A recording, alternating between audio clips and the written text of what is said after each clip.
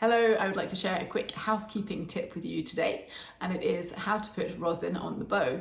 So first thing is, obviously we need a bow and we need some rosin. I have my current preferred rosin type here. This is Cello Gold 3, and I try to keep the top of the rosin fairly flat. I do that by alternating whereabouts I'm actually rubbing the bow on the rosin, so as to avoid always being in the same spot and having a big groove and then not being able to use the rest of the rosin very easily. So if you try and keep it flat all the time and alternate where you are rubbing the bow, it will allow you to get more out of your rosin basically.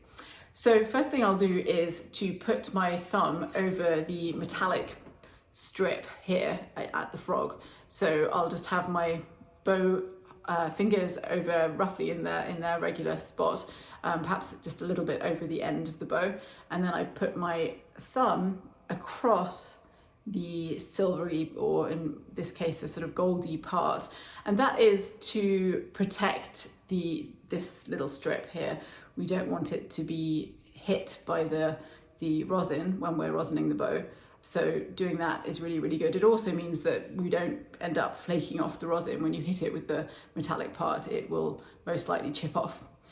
So at that point, I will typically go back and forth as such with the bow on the rosin, again alternating whereabouts it's making contact with the rosin, back and forth. And I will do this for perhaps roughly what you see here, so maybe somewhere between 5 and 10 seconds, and then a little bit less as I move out into the middle of the bow, a little bit less in the upper area, and then the very tip of the bow, again, I will do about 5-10 seconds here, pushing quite hard downwards to make sure that I'm getting a good amount of rosin on the tip there.